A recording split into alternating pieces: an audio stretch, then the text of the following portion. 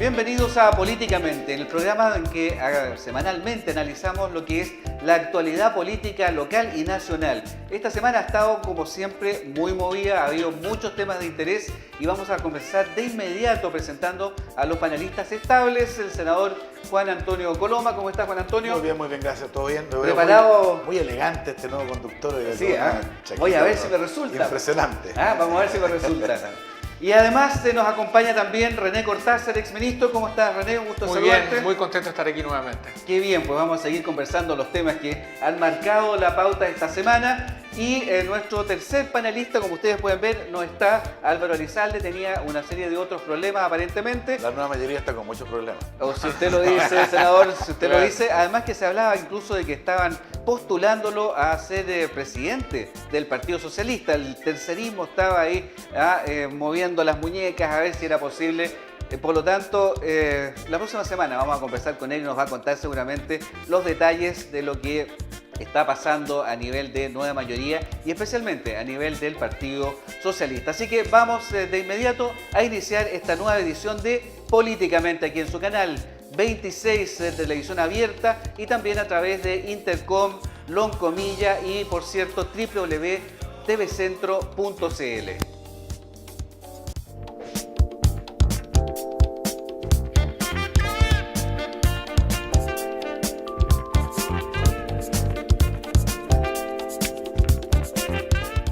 Bueno, vamos a comenzar y vamos a entrar en materia esta semana porque ha estado, la verdad, desde el punto de vista político, muy entretenido.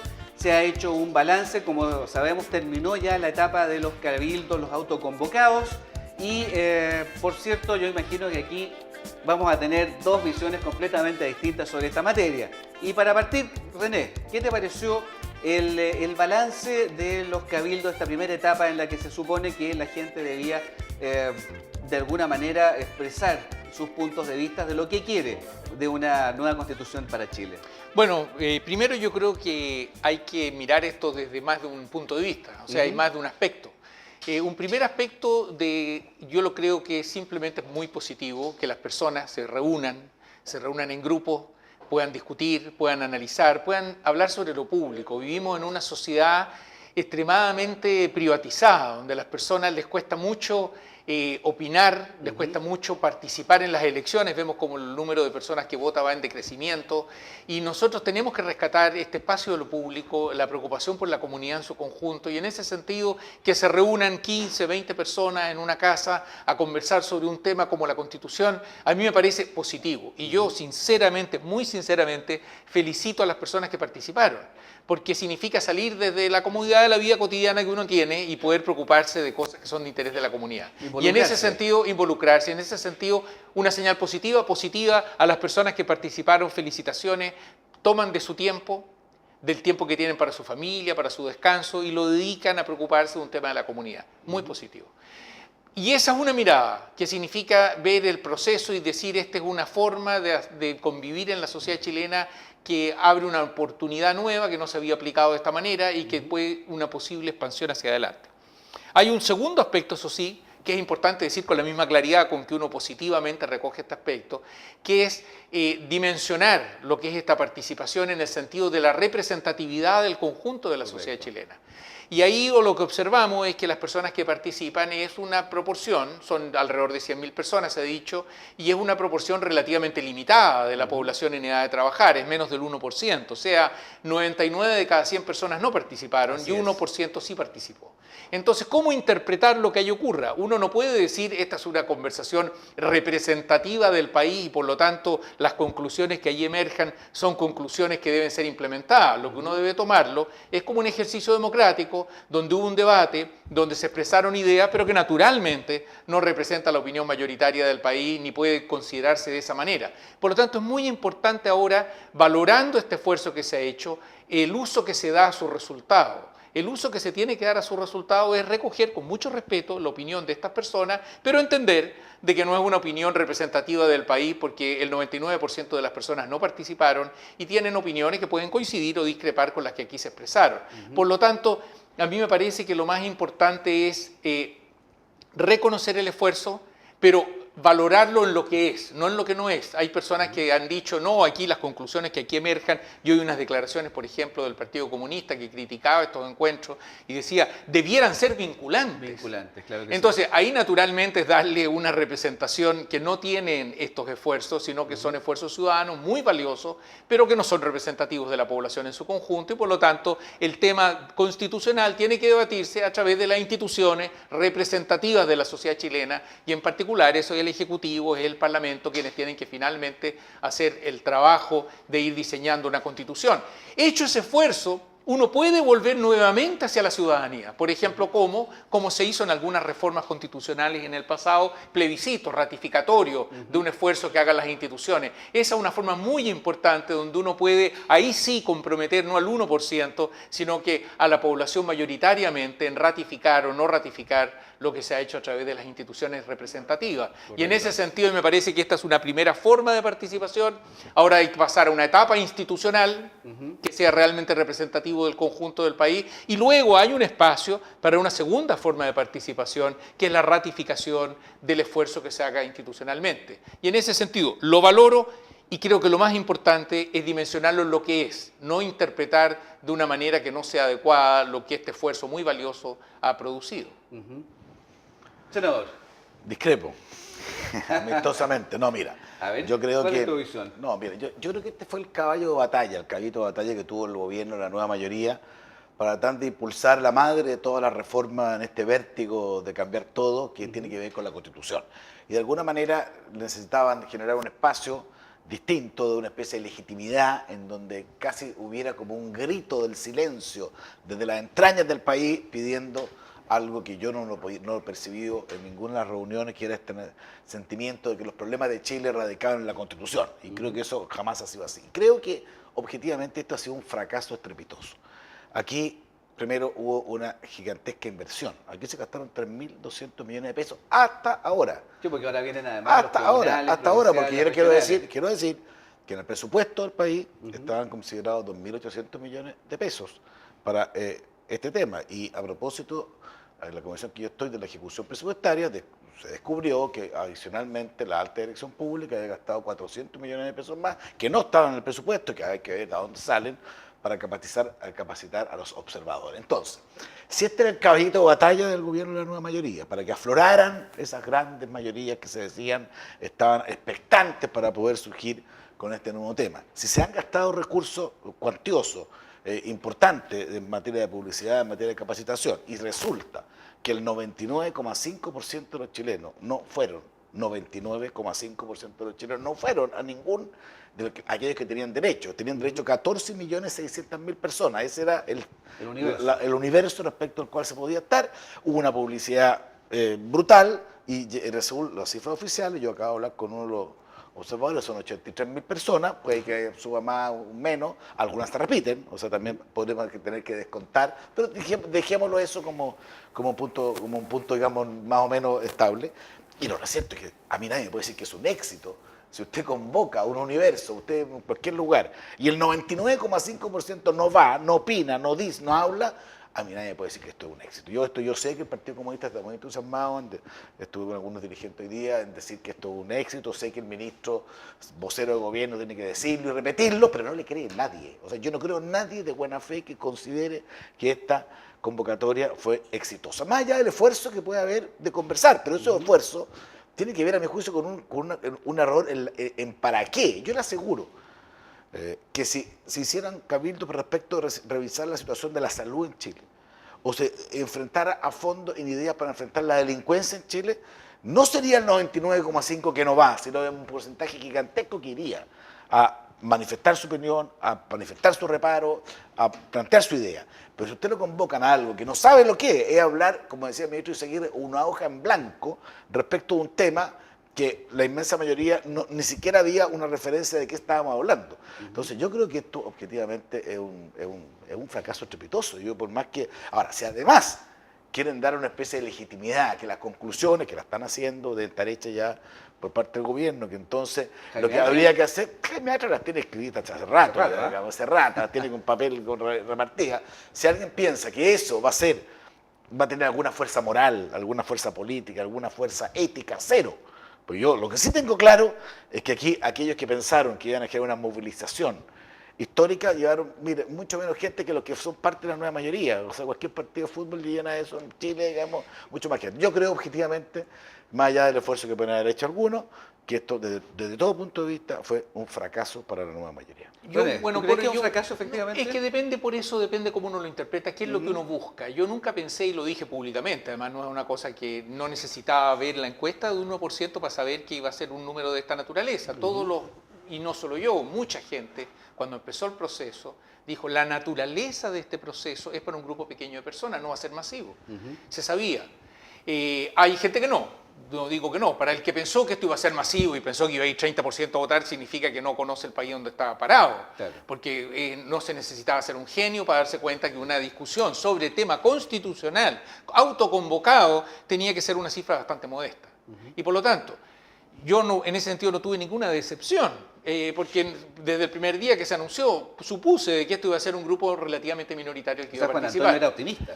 No, yo nunca pensé... Es una aclaración. Yo creo que René, justo no estaba Álvaro, porque Álvaro era más optimista, René era más realista, por así decirlo, pero yo creo objetivamente que ni el más realista del gobierno, yo me tocó discutir esto en el Parlamento, todos hablaban de cifras muy altas. No, yo nunca pensé, y lo dije públicamente. Pero fue bajísima, fue paupérrima. Yo lo que estoy diciendo es que hay 100.000 personas que se reunieron, depende cómo uno lo quiere valorar. Si a mí me dicen, y por eso partí señalando eso, de que esto es una muestra representativa del país y por lo tanto esto tiene algún efecto, y mencioné la propuesta del Partido Comunista que fuera vinculante, me parece disparatado.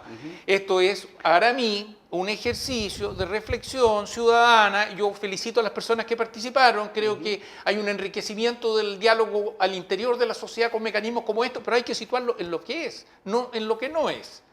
Como eso es positivo o negativo, para mí positivo. ¿Es un efecto vinculante respecto a lo que hay que hacer la Constitución? De ninguna manera. ¿Esto es representativo del conjunto del país? Tampoco. Probablemente si uno mira a las personas que participaron, es mucho más gente que ya tiene un compromiso más alto, y las personas menos comprometidas no participan, y por eso no hay ningún sustituto, no hay ningún atajo a dos mecanismos. Uno, que las leyes y las reformas constitucionales se tienen que hacer a través de los mecanismos institucionales que sean representativos de la sociedad. Y segundo, que si uno quiere validar directamente el resultado de eso, como ya se hizo con reformas en el pasado, uno plebiscita el resultado final a la población frente a una propuesta concreta. Yo mismo señalé aquí, cuando discutimos esto hace meses atrás, en este mismo programa, de que además, y lo planteé en su momento, si uno quiere hacer esta discusión, yo hubiera optado por un mecanismo diferente, claramente. O sea, primero, cuando el ministro Izaguirre dijo que aquí de lo que se trataba era recoger el sueño sobre el futuro del país, las constituciones no son para recoger sueños. La constitución es para que todos los sueños que existan en la sociedad se puedan expresar. Y por lo tanto tienen que ser reglas del juego, no para que el sueño de algunos quede plasmado en la constitución, sino que para que haya reglas que permitan que el sueño de todos puedan expresarse en la sociedad. Y por eso cuando se planteaba de esta manera como un mecanismo para expresar sueños, yo obviamente no estoy de acuerdo. Tampoco estoy de acuerdo con la idea que aquí se mencionó, yo lo dije en su momento, la hoja en blanco. Dije, desde que la ciencia política y los estudios políticos hace siglos han planteado el tema de participación ciudadana en esta materia, siempre han dicho que tiene que ser respecto de propuestas alternativas, que tienen que tener en sí misma una cierta coherencia. Esto es como, una constitución es como un rompecabezas, que tiene varias fichas, pero que las fichas tienen que encajar. Yo no puedo discutir cada ficha por separado, porque son alternativas que tienen que tener consistencia en sí mismo. Y está probado, requete probado, que mecanismos de participación con una hoja en blanco no generan respuestas que en sí mismos sean coherentes. Y por eso es muy importante de que se presentaran alternativas. Se siguió otro camino, yo lo respeto, yo no lo comparto porque lo señalé en su momento que a mí me parecía que este era el camino más adecuado. Pero hecho el ejercicio y habiendo escuchado mucha gente que participó, no creo que esto se le haga mal a Chile. No creo que esta reflexión le haya hecho daño.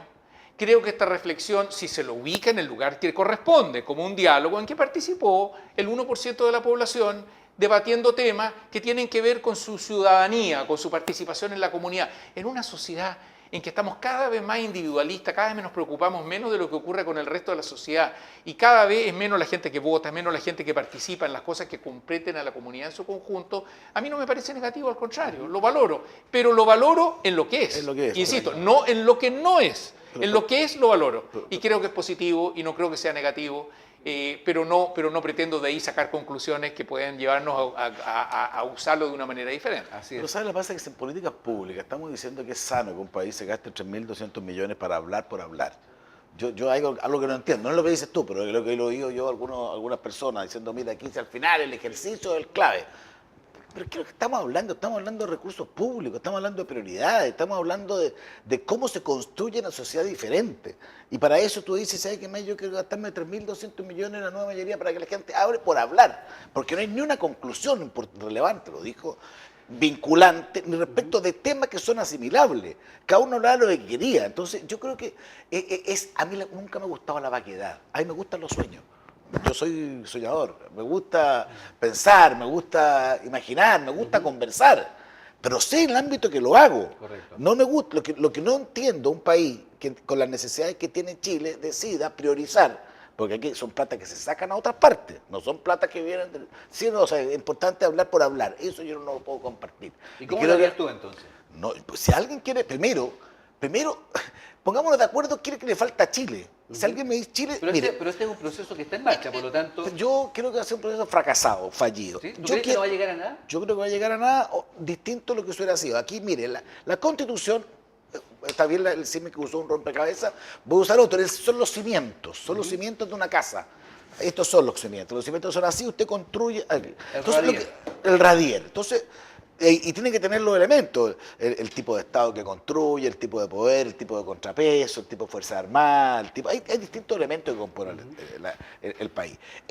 Sobre eso se construye. Si usted me dice, mire, yo tengo problemas, veamos cuáles problemas tiene hoy día Chile, que tiene. ¿Dónde están los problemas, a mi juicio, de Chile importantes, relevantes? Primero, en el tema de la salud. Tenemos una crisis importante, en parte porque la sociedad vive más tiempo, en parte porque hay un tema de especialistas, una necesidad brutal, hay de infraestructura, particularmente en la región del Maule, deplorable, en el sentido de que hay 6 hospitales todavía que están esperando el sueño de lo justo para poder lanzarse, porque el sistema que había Bueno, de ese la es uno de los concesión... sueños de la Constitución. No, pero es que no es un sueño. Entonces, es que, No, pero a ver, pero ahí hay un tema. déjame, estas dos, el tema de la forma de enfrentar la delincuencia. Esos dos temas, que te aseguro que vamos a estar todos de acuerdo, no tienen nada que ver con las bases constitucionales. Pero esos son sin temas tocar- coyunturales. No. Una constitución es una cuestión que es más, va Pero más yo- allá Pero por que eso, una cosa pero por eso, coyuntural. pero ¿qué es lo que hizo la Constitución? Tiene que ver con qué, con bases institucionales, ¿en qué creo? Tiene que ver con sistemas políticos, tiene que ver con rol de la fuerza de judiciales, los poderes del Estado, el judicial, el Judicial, contralor, legislativo, el legislativo. Tiene que ver con garantías, ciertos derechos y deberes. Eso tiene que ver. No Sí. tiene, entonces, si usted me dice que el problema de Chile es una discusión, pero discutámoslo antes. El problema de Chile es que este texto es equivocado y por tanto ha generado daño. Yo le contesto, venimos nosotros, a pesar de estos últimos 2 años, venimos del momento más virtuoso de la historia de Chile. Hemos tenido los 30 años más virtuosos de la historia de Chile, en lo económico, en lo social, que en el crecimiento, en un país distinto, un país que ha sido modelo. Entonces usted me dice que un país que ha sido modelo, que le ha ido mucho mejor que antes, y eso nadie lo discute hoy día, entonces usted tiene justamente que cambiar la base de eso. Yo le digo, ¿sabe que no me toque eso? Si usted quiere cambiar algo específico, dígame qué. Digo, tú puedes, yo tengo, por ejemplo, el rol de las Fuerzas Armadas, creo que hay que vincularlo a las misiones de paz, es un tema nada que ver. Y probablemente tú me puedes decir, mire, veamos una forma distinta de ver el rol de los medios de comunicación. Puede ser, pero eso no te da para hacer todo de nuevo. Entonces, ese es el error, es generar un debate sin primero precisar el problema y sin entender si el tema de la Constitución es el problema. A mi juicio, no está ahí el problema de Ahora, Chile. yo quiero un comentario sobre eso. O sea, yo coincido en muchos puntos de lo que señala Juan Antonio y discrepo en otros. En lo que coincido, sí, es que el país pasó 30 años de su crecimiento más acelerado. Coincido en que esto nos hizo pasar en el ranking de América Latina, ahora que venimos con la Copa América Centenario, hace pocos días. Este Por año 100 años ganamos más, el fútbol y el año anterior también ganamos el fútbol, pero esto lo ganamos, la del desarrollo la ganamos mucho antes. Nosotros teníamos un ingreso por persona en Chile muy inferior a Argentina, Sí, claro. muy inferior a Uruguay, muy inferior a muchos países de América Latina, y ahora pasamos a ser el país con mejor ingreso de la región y en prácticamente todos los indicadores sociales. Y por lo tanto eso es exitoso. Yo comparto eso con Juan Antonio. Lo que no comparto es que creo de que las constituciones pueden ayudar o perjudicar ciertamente a que eso se mantenga o se frustre. Y creo de que, por lo tanto, la discusión constitucional, si bien puede que no esté en la agenda de las personas que le inquiete, sí afecta a la vida de las personas. El que no lo crea, que vea lo que pasó en los últimos 20 años con la Constitución de Brasil y con la Constitución de Colombia, en nuestro barrio. Hicieron reformas constitucionales bastante ineficaces y deterioraron el desarrollo. Exactamente, un riesgo. Entonces, lo que yo voy es que el tema constitucional, si bien las personas no lo ven directamente con su salud, directamente con la delincuencia, sí tiene que ver. Si un país resuelve mal, por ejemplo, su descentralización en la Constitución, puede terminar en un problema muy grande. Y si lo resuelve bien, puede ser una riqueza inmensa para las regiones de ese país. Y por lo tanto, este es un tema sí importante, un poco abstracto, distante de la vida cotidiana, pero importante. Entonces, frente a eso, lo único que yo digo es, ¿cómo lo hacemos? Reconozcamos que un cambio institucional como este tiene que hacerse a través de los mecanismos institucionales para obtener un rompecabezas coherente, donde lo que surja sea coherente y consistente con lo que necesitamos. Y al mismo tiempo, y aquí viene una diferencia con lo de Juan Antonio, yo sí creo que uno no puede negar que la política y la actividad política es percibida por los ciudadanos como muy distante. Y hay que buscar mecanismos que son siempre imperfectos para aproximarla. Un senador como él, estoy seguro que uno de los mecanismos que usa es visitar a la gente. No porque la muestra sea representativa, sino que entra en una casa y escucha a la señora, escucha al caballero, escucha a los hijos, y no necesita que sea representativo, vinculante o no representativo. Sabe un senador que escuchando a la gente acerca la política a esa realidad. Y lo hace aunque no sea representativo y no sea vinculante y no se pueda concluir. No sale de la casa y dice, por lo tanto, lo que tengo que hacer es, escucha, enriquece su tarea a través de eso. Y por eso yo valoro este esfuerzo. Porque digo, yo sé que no es vinculante y no debe serlo. Sé que no es representativo porque es un 1% de la población o menos. Pero es como un político acercándose a una casa, que hace que la persona pueda expresarse, escucharse y que por lo tanto enriquezca esa conversación sin que tenga de ahí una conclusión rígida. Y por lo tanto yo no tengo esa visión tan negativa que tiene Juan Antonio respecto al proceso. Yo creo que este es un proceso que bien leído es positivo. Que mal leído, claro, es peligroso. Si alguien dice, no, aquí lo que concluimos es que estas personas llegaron a un texto y por lo tanto esa es la nueva constitución, no, ahí estamos en un problema. Sí, claro. Porque sabemos que no es representativo, porque sabemos que hay un grupo que participó y otros no, etcétera, etcétera, etcétera. Entonces, por lo tanto, lo único que yo digo es, valoremos el esfuerzo de estas personas, 100.000 personas o 80.000 personas, lo que fuera. Para la política es mucha gente, digamos, hoy día en Chile es mucha gente. Escuchemos su... Mucha gente. ¿Qué pasa con los 14 millones? Dejemos que participen, escuchemos lo que hacen, pero démosle el valor que tiene, porque este proceso puede evolucionar también. Y puede evolucionar que tengamos un mecanismo. Todo el mundo anda buscando hoy día mecanismos de escuchar a la ciudadanía más directamente. Algunos lo hacen por los medios digitales, otros están explorando. Estamos experimentando frente a un problema, porque tenemos un problema. Sí, claro, pero... Y no solo en Chile, tenemos un problema en el mundo. La política, por 1000 razones, se distanció del ciudadano. Sí, y tenemos que explorar mecanismos para acercarlo. Y no podemos ser como el león sordo, de no escuchar lo que la gente nos está diciendo. La gente quiere cercanía. ¿Que esto es perfectible? Sí, yo mismo he propuesto alternativas, yo mismo hice crítica al proceso en muchos aspectos, pero que tenemos que explorar en esta dirección también. Ahora, o sea, tenemos que acercarnos, claro, pero de alguna manera. El tema de escuchar, por ejemplo, de repente al final terminamos escuchando a los más gritones. No, por eso es muy importante que no es solo, por eso es muy importante que no es solo los órganos de presión, la gente que se moviliza, sino que es muy importante que esto pueda ser ciudadano. Y en este caso fue así. Nos consta, por lo menos de la evidencia que a mí me tocó, de lo que uno le toca vivir, que no eran las grandes organizaciones las que convocaron a esto, sino que eran ciudadanos, un grupo significativo, proporcionalmente pequeño, pero de personas que quisieron hacer una reflexión sobre este tema. Yo lo encuentro valioso y yo lo felicito por el esfuerzo hecho. Ahora, creo que eso no significa que esto va a sustituir el mecanismo institucional con que un país discute su reforma constitucional. Yo creo que sería un error. ¿Sabes lo que pasa? Yo comparto la visión del tema que pasa con los que no gritan o los que no hablan.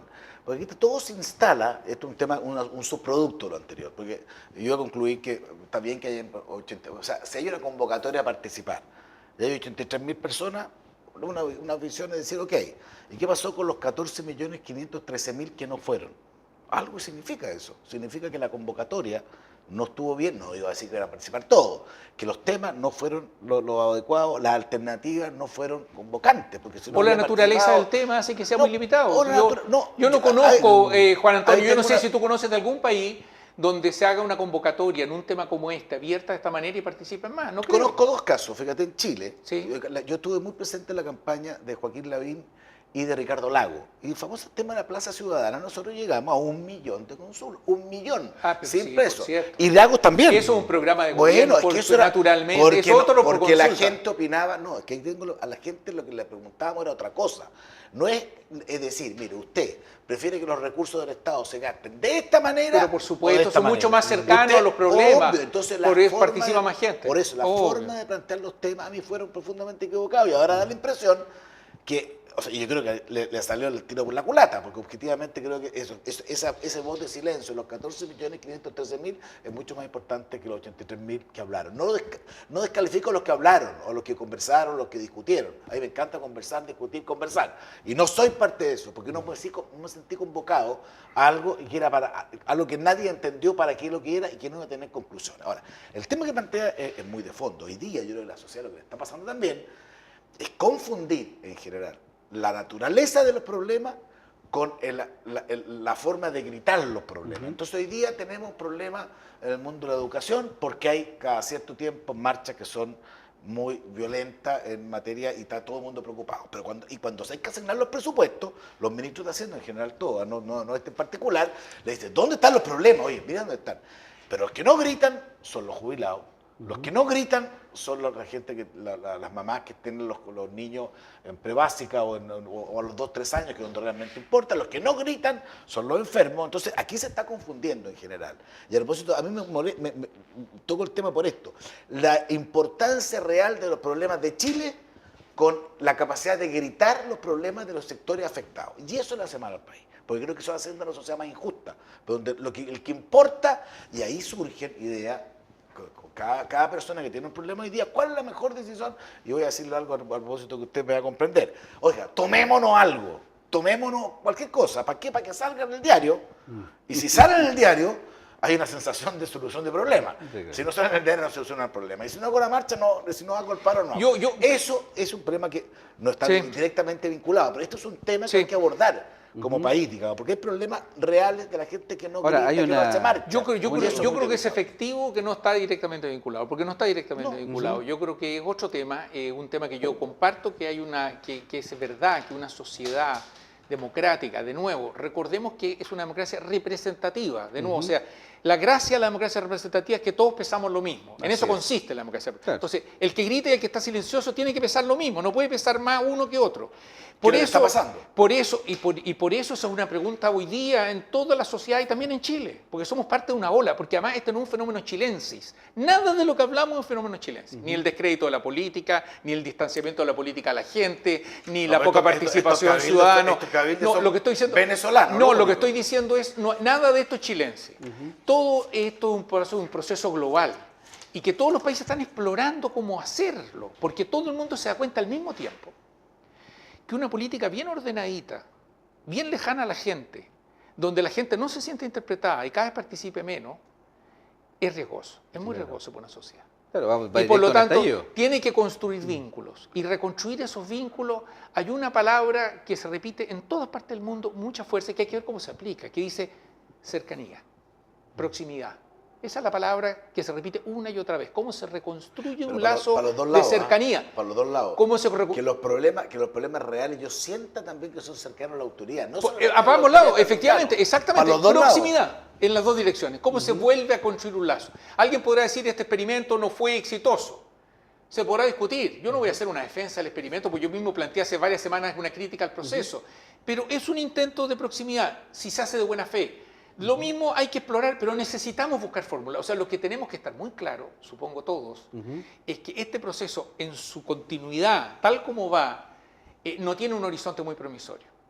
Y entonces tenemos que ver dónde se dan golpes de timón. Pero esto no es hacer mañana lo que hicimos ayer, porque yo creo que eso en ninguna parte del mundo hoy día está resultando y están empezando a surgir cosas que a todos nos preocupan. Partiendo por un tema que vamos a hablar un ratito más, de la opinión sobre algunos temas que algunas sociedades están involucrándose y que pueden ser dañinos para la misma sociedad que lo está decidiendo. Ahora, un último aporte. Crisis de participación. Sí, pero un último aporte. También hay que, estos vértigos que dan de repente por cambiar los sistemas, como estamos viendo en Chile, también tienen un correlato, yo lo he dicho otras veces, en también cómo la sociedad enfrenta los problemas. Yo mostré la otra vez el gráfico que las sociedades que más cambian las constituciones son las sociedades que después más fracasan. Venezuela, Ecuador, Haití. Esos son los 3 países latinoamericanos que más veces han cambiado las bases, volviendo al tema de los cimientos, más veces han cambiado los cimientos. Y mire cómo les va. Venezuela, usted como periodista sabrá, hoy día es un desastre. Hoy día ya nadie resiste, nadie lo defiende, porque colapsó como concepto de Estado a esta altura. Ojalá que eso no termine mal. Haití es un Estado fallido a esta altura, lo dicen todos los organismos internacionales. Y Ecuador vive ahí al 3 y al 4. En cambio, los países que tienen más estabilidad, al precio del petróleo. En cambio, países como Estados Unidos, como Canadá, el mismo Chile, que ha cambiado solamente 3 veces la Constitución, tienen lógicas de estabilidad. Entonces, lo que yo trato de reclamar es decir, veamos dónde están los problemas del país, que yo creo que podemos ponernos de acuerdo, no son, y no confundamos que aquí hay que hacer un borrón y cuenta nueva y partir de cero. Yo los borrones y cuenta nueva no estoy a favor, nunca he estado a favor de los borrones. Nosotros vamos a seguir tras una breve pausa conversando, pero la verdad, el tema está interesante y tiene que ver además con la participación de las personas y la forma en que ellos se sienten identificados, los ciudadanos, con sus sociedades. Vamos y volvemos.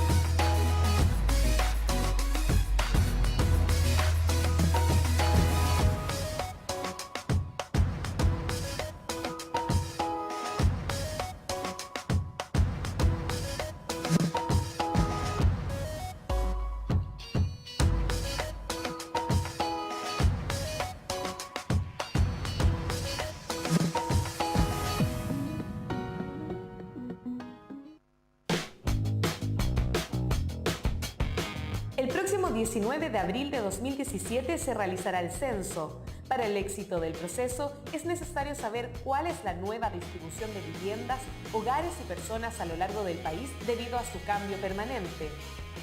Para conocer la configuración actual de la población, los precensistas recorrerán todo Chile realizando el precenso 2016. Así se efectuará un primer recuento de viviendas y habitantes. ¿Cuántas personas viven en el hogar? ¿Cuántas de estas son hombres y cuántas son mujeres, incluyendo guaguas, niños y ancianos? ¿Comparten el presupuesto para alimentación? Con estos datos podremos saber cuántos voluntarios necesitaremos en cada lugar de nuestro país para el próximo censo. En el censo 2017, todos contamos.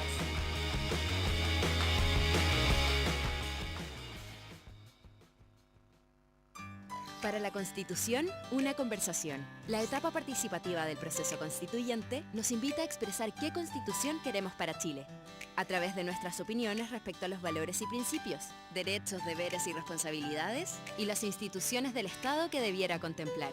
Debes saber que si participas de este proceso, tu opinión quedará registrada e incidirá en la propuesta de cambio constitucional de la Presidenta.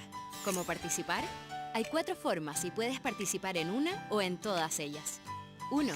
Participación individual, ingresando a unaconstitucionparachile.cl y respondiendo a la consulta ciudadana. Solo necesitarás tu número de RUN y número de documento. Podrán participar chilenos, extranjeros residentes y también los chilenos residentes en el exterior desde los 14 años de edad. 2. Encuentros locales. Estos pueden ser convocados por cualquier persona o grupo de personas. Debes inscribir tu encuentro local y a sus participantes en la página web o en el número telefónico 600-204-0000, identificando un mínimo de 15 y un máximo de 30 participantes. Cada encuentro contará con un moderador previamente inscrito, elegido por el propio grupo. Al final del encuentro deberás completar el acta, el listado de participantes y una fotografía de las personas que participaron, subiéndolas a unaconstitucionparachile.cl. Podrás participar en un solo encuentro local entre el sábado 23 de abril y el jueves 23 de junio. Los resultados de los encuentros locales de tu provincia fijarán la agenda del Cabildo Provincial. 3. Cabildo Provincial. Es una reunión pública y abierta de ciudadanas y ciudadanos previamente inscritos. a realizarse en las 54 provincias de Chile el sábado 23 de julio. Este nivel busca que los temas constitucionales prioritarios surgidos de los encuentros locales se manifiesten en una conversación abierta. En cada cabildo se levantará un acta donde se expresarán acuerdos parciales y desacuerdos entre los asistentes. 4. Cabildo Regional. Es el último nivel del proceso de diálogos territoriales. Se realizarán en las 15 capitales regionales el sábado 6 de agosto. Aquí se conocerán los acuerdos definitivos del nivel provincial y se dialogará sobre los acuerdos parciales y desacuerdos para explorar nuevos acuerdos, ahora de carácter regional. La etapa participativa concluirá con la elaboración de un documento denominado Bases Ciudadanas para la Constitución. Este documento incidirá en la propuesta de constitución que la Presidenta de la República presentará al país. Si participas de este proceso, tu opinión será parte de esta constitución debatida en democracia para las nuevas generaciones de ciudadanos. Infórmate de los detalles, inscríbete y participa en unaconstitucionparachile.cl. Para la Constitución, una conversación.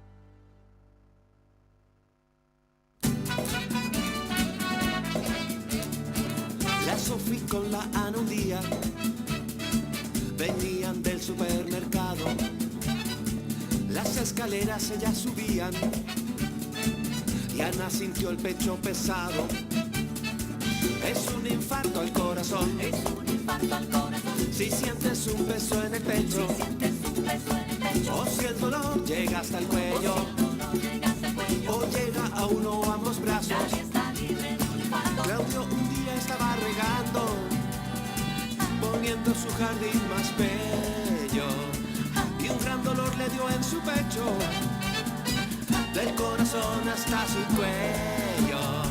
Es un infarto al corazón. Es un infarto al corazón. Si sientes un peso en el pecho. Si sientes un peso en el pecho. O si el dolor llega hasta el cuello. O llega a uno o ambos brazos. Nadie está libre de un infarto. Rafa casi dio vuelta a la parrilla. Oh, el brazo izquierdo mucho le dolía. Y aunque Francisco trajo una silla, era un infarto que le venía. Si es un infarto al corazón, es un infarto al corazón. Anda a la urgencia de inmediato. Anda a la urgencia de inmediato. Y que te atienda un doctor. Que atienda luego un doctor. Nadie está libre de un infarto. Nadie, nadie, nadie está libre de un infarto.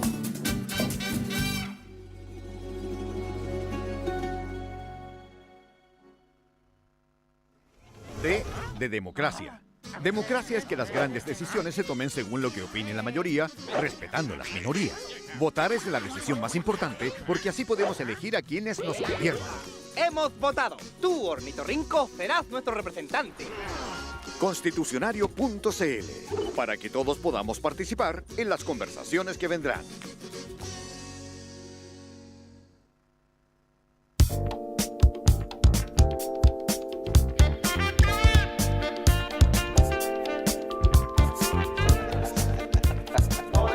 Estamos de regreso, muchas gracias por seguir con nosotros. Políticamente, el análisis de la semana política. Y justamente esta semana hemos tenido un tema que ha sido impactante. Fíjese, yo diría que hace 15 días o 3 semanas atrás, si usted decía Brexit, lo habían mirado con cara loco. Es decir, ¿qué es Brexit? ¿Qué significa? La palabra. ¿Qué es eso? Y resulta que Brexit es una palabra que se ha puesto muy de moda y que al final ha tenido generó un conflicto a nivel mundial con una caída de las bolsas y en fin. ¿Qué es Brexit? Bueno, Brexit significa British Exit, o sea, salida de Gran Bretaña o salida británica. ¿Y esto qué significa? Resulta que el primer ministro David Cameron, en su minuto en la campaña electoral, dijo: señores, estamos cansados de la Unión Europea porque la Unión Europea nos está esquilmando, la Unión Europea nos quita libertad, nos controla demasiado, etcétera, etcétera. Si yo salgo elegido, voy a hacer un referéndum. Fue elegido y se encontró atrapado en esta decisión y llamó al referéndum pensando que iba a ganar probablemente el quedarse dentro de la Unión Europea. No fue así.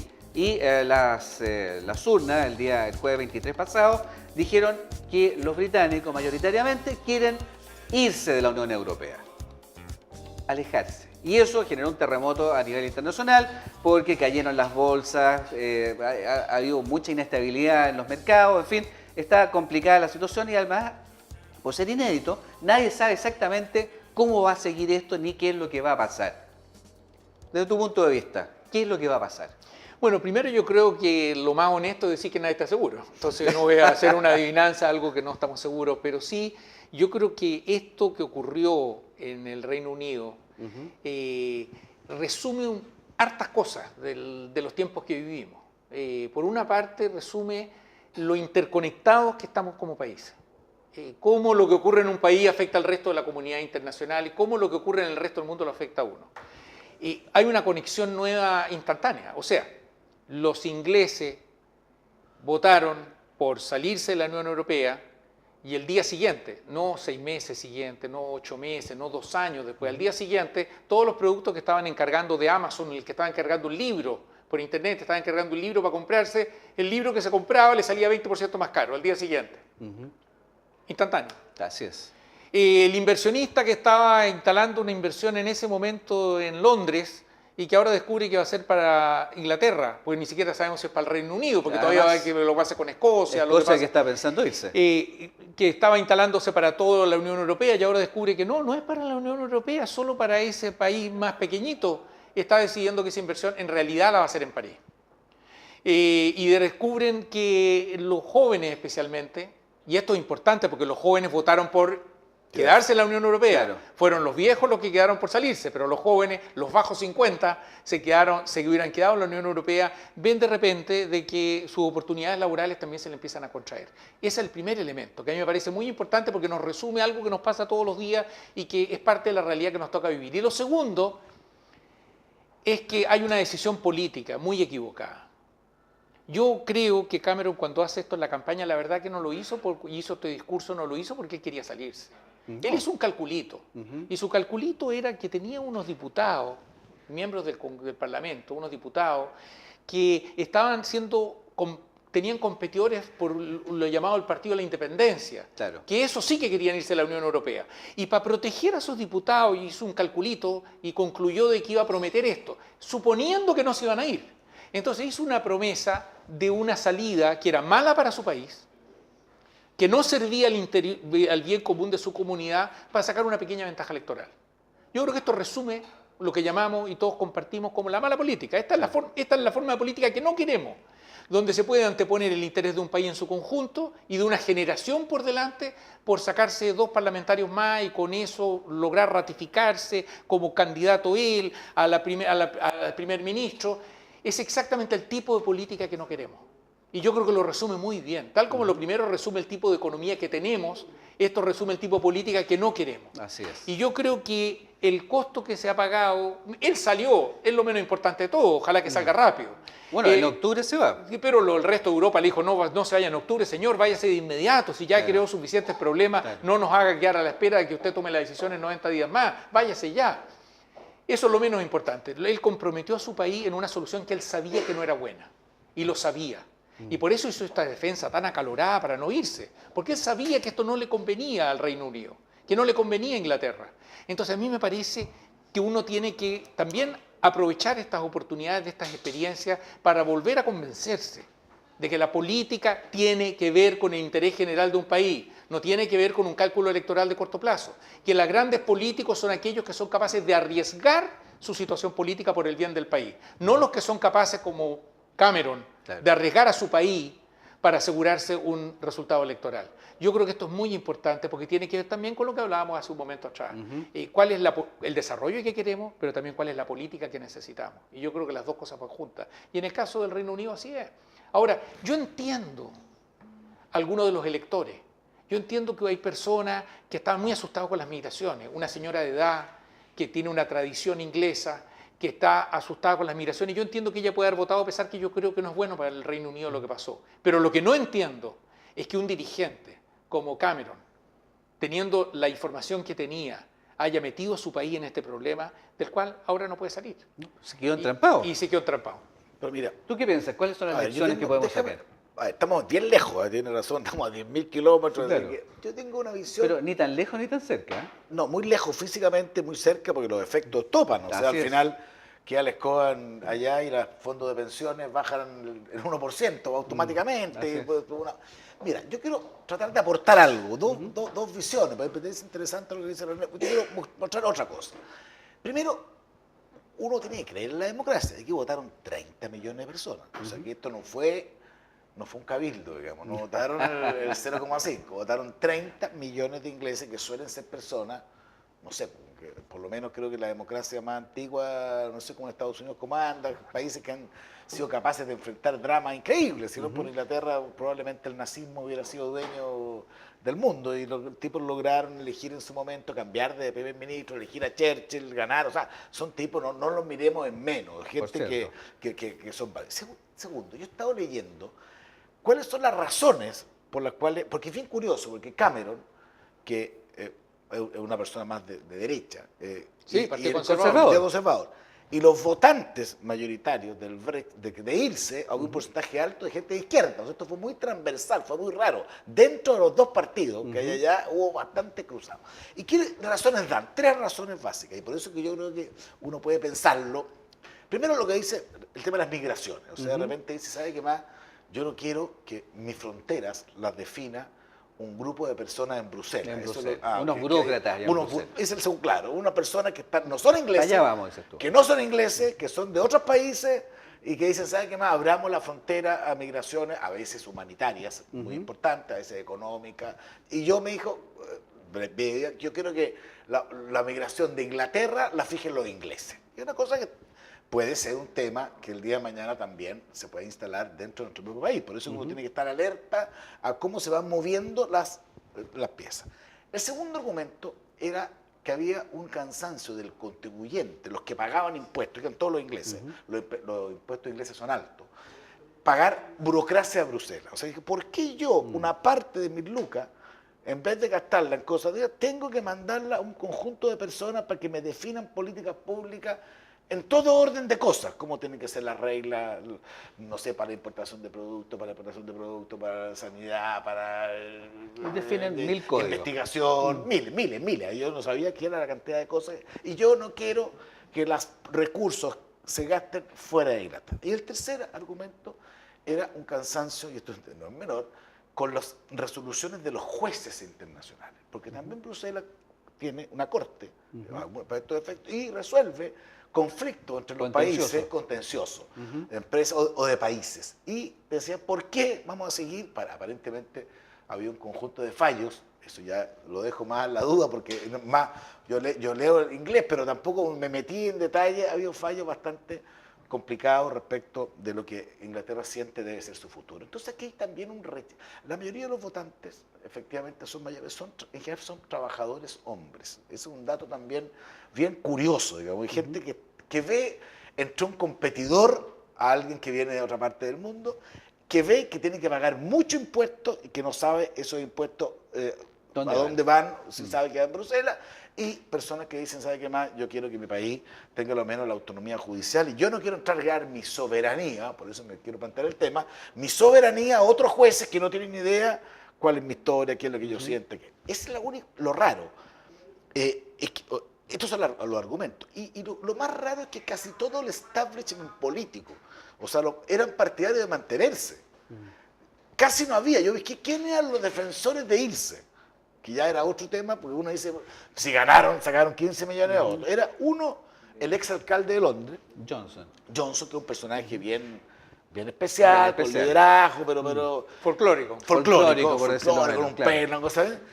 Otro un lord no sé cuantito, y otro unos cantantes, que ahí se me pillan quiénes son, porque le dan mucha importancia, pero era como bien, si uno mira, están a favor de quedarse, estaba el 98% del establishment, a favor de irse el 2% del establishment. Y particularmente el mundo rural, porque también hay otra división, las grandes ciudades votaron más bien por quedarse, y todas las pequeñas ciudades votaron por irse en cantidades muy grandes. Entonces, uno tiene que leer eso. O sea, yo no pienso que los ingleses son tontos. O sea, creo que hay algo que ocurrió, o hay temas que no han sido resueltos adecuadamente en esta globalización, en este mundo sin frontera, y que tiene que ver con quién define las políticas de quienes trabajan en un país, tiene que ver con la burocracia, si es sano o no, que hayan personas, digamos, que tengan que ser financiadas en otra parte sin que sean del país, y hay que o no tener justicia que resuelve problemas de soberanía interna. Entonces, eso es el tema que yo creo que tenemos que empezar a estudiar, porque lo que también he visto, y yo creo que René también va a coincidir, es que esto puede replicarse en otras partes, digamos. Yo vi que había varios países de Europa que están pensando lo mismo. Yo creo que eso y es parte, por ser, eso la reacción, yo creo, de la Unión Europea con Inglaterra va a ser muy dura. que va a ser dura. Porque lo que van a tratar es que no siga Marine Le Pen después en Francia, Sí, claro, y que no sigan los holandeses, los que no sigan... austríacos. Hay demasiados grupos que están en esto. Yo creo lo La siguiente. teoría del dominó, digamos. Claro, yo creo lo siguiente. Yo creo que lo que está pasando. yo ¿no? creo, O sea, yo esto creo hay que es, verlo. yo estoy de acuerdo de que cuando uno se integra a un mundo global, no son puros beneficios, hay costos también. Sí, claro. Y aquí la lectura es qué conviene más. Si nosotros, por ejemplo, si fuéramos un país como Chile fue por muchos años un país muy autárquico. Tenía unos aranceles grandes y nosotros decíamos, no queremos que nuestra industria tenga que competir con el resto del mundo. No queremos queremos nuestras decisiones tomarlas completamente independientes. Y el costo de eso fue un país muy estancado, que no fue muy mal. Y después nos abrimos y nos integramos al mundo con bastante, yo diría, agresividad, coraje, un poquito como la selección en estos días, que se atreve a ir y jugar con los mejores y decir, ¿por qué yo no puedo competir con Argentina y ganarle? Claro. ¿Y por qué no puedo competir con México y golearlo? Claro. Somos otros chilenos esto, lo de la selección. Entonces, nos agrandamos un poquito y dijimos, no, nosotros podemos bajar la barrera, y nos fue re bien. Esa es la verdad. Y empezamos de ser un país que éramos el sexto en América Latina, sexto por década y década y década, pasamos a ser el primero. Y porque nos arriesgamos y salimos a competir. Yo creo que hoy día en el mundo, para un país como Chile, en particular cuando lo pensamos desde nosotros, no tenemos alternativa. O nos integramos en la cancha grande y salimos como La Roja, a jugar con los grandes y a esperar que nos vaya bien, y con seguridad y confianza, o lo hacemos eso, o estamos estancados. Sí, claro. Y en ese sentido, hay, es verdad, una pérdida del control de algunos aspectos internos, pero por un gran beneficio, que es el progreso de la sociedad en su conjunto. Y no hay que minimizarlo, hay que reconocerlo como un problema, y hay que saber manejarlo, y hay que saber representar a esa gente, y hay que saber acercarse a la gente que está con dificultades frente al proceso.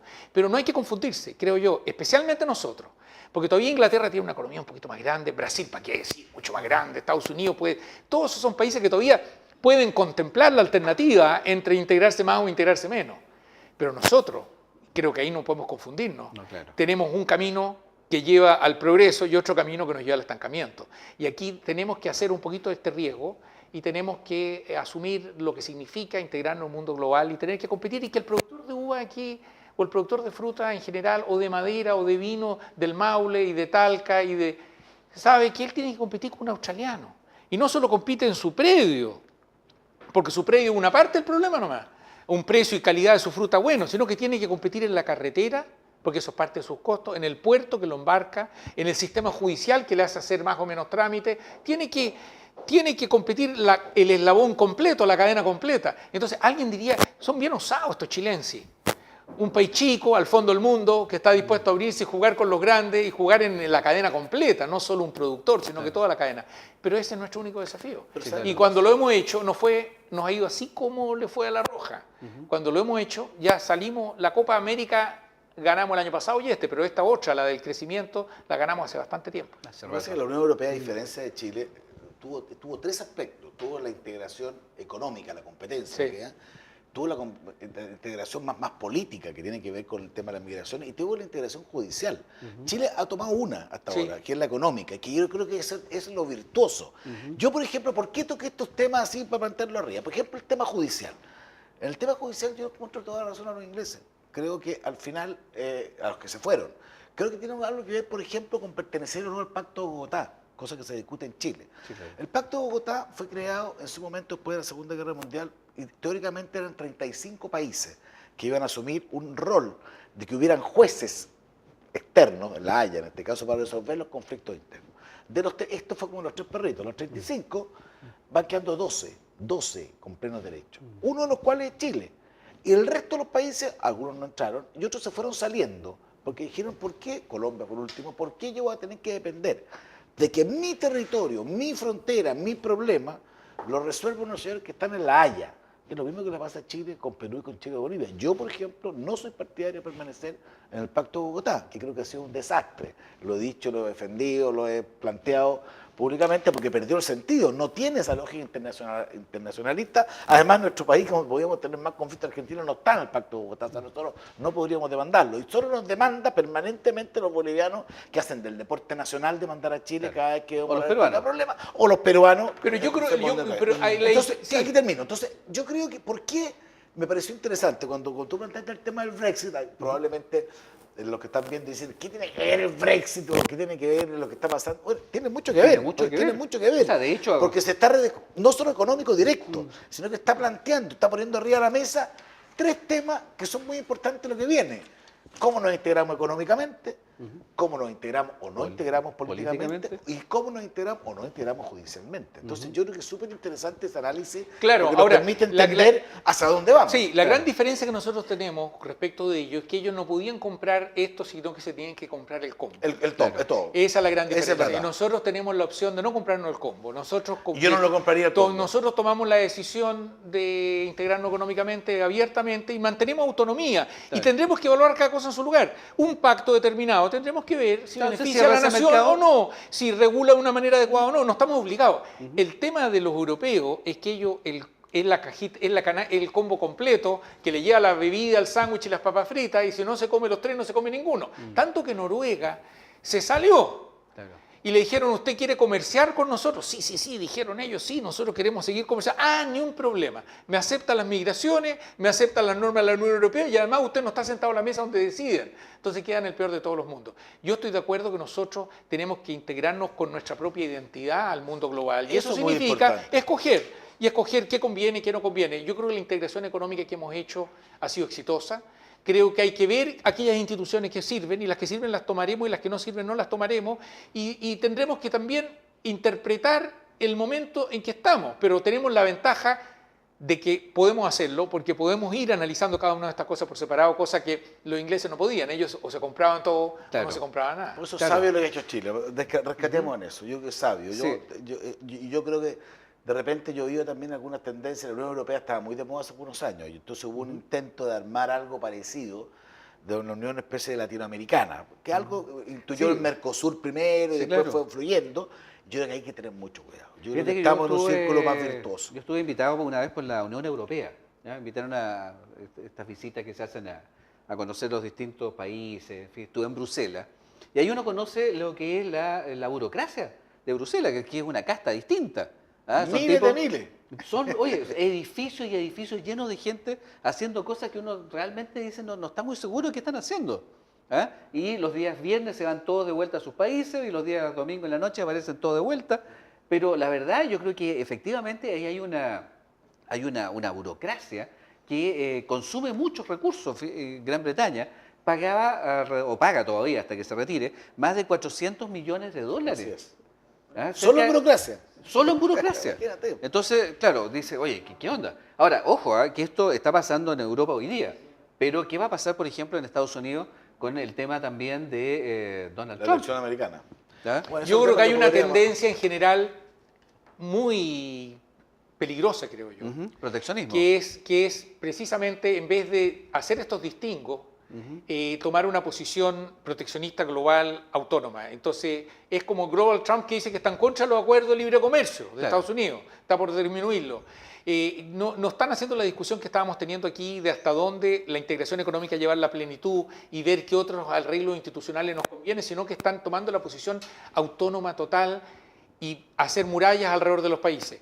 Lo mismo Marine Le Pen en Francia y en varios lugares está esta tendencia, que yo creo que es muy dañina porque esta integración económica ha pacificado además mucho Europa. Si Europa vivimos el siglo XX, Sí, claro. 2 guerras tremendas que tienen que ver con distancia, que se van atenuando, se van limitando. Cuando la gente se conoce, cuando convive, cuando cruza la frontera, cuando trabajan unos en los países de los otros, obviamente que se crean unos lazos, porque al final somos seres humanos, se crean unos lazos que no se crean cuando todo es sospecha, todo es muro alrededor.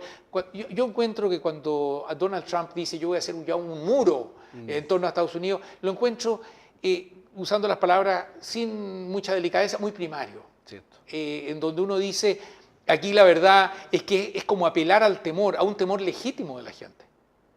Yo entiendo que hay sectores, especialmente los que sentían las competencias de algunos migrantes, sectores de bajo ingreso, en el caso de inglés, en el caso de otros países, que sienten una amenaza laboral en sí mismo. Lo mismo está pasando con Donald Trump. Si la pregunta es que hacer. Entonces, ¿cuál es la salida constructiva? Las encuestas están empatadas, como un breve ventaja. Sí, exactamente. Entonces, y algo pasa entonces en el mundo, o sea, algo está pasando. Hay una corriente general. Hay una corriente que hay que detectarla. Es saber Hay que leer qué es lo que está pasando. Exactamente. Porque si no, nos va a caer acá muy pronto, digamos. Tenemos que dar un consejo desde este programa. Ya uno mira los canales habituales de orientación política, como se han debilitando en todas partes, y también aquí. Cuando uno tiene poco más de un tercio de los chilenos que se identifican con la nueva mayoría más Chile Vamos, cuando eso logra encauzar al 40% de los chilenos y el otro 60% dice no me siento interpretado por ninguno, claro. Es que no es que va a venir el problema es que tenemos un tema de representación hoy día y que tenemos que saber encauzar constructivamente para el país, pues no para beneficiar a los políticos de uno u otro lado, sino que para encauzar positivamente el país. Un súper tema, de un súper análisis que quizás hoy día no estaba arriba de la mesa y me parece bien que se haya puesto y no me cabe duda que de aquí a 6 meses más vamos a estar hablando todo esto. Sí, claro. Estamos adelantando los temas. Pues, así es, don una palabra desconocida que se convirtió en una palabra que nos está dando probablemente las proyecciones del futuro. Así que les agradecemos por acompañarnos una vez más en Políticamente, agradecemos al senador Coloma y a René Cortázar por estar con nosotros. La próxima semana nos volvemos a encontrar como siempre aquí en su canal 26 HD en televisión abierta y además en Multicom y Cable Loncomilla y por cierto en www.tvcentro.cl. Gracias por acompañarnos y hasta el próximo domingo, donde nos va a acompañar probablemente también Álvaro Elizalde para que nos cuente en qué está. Muchas gracias.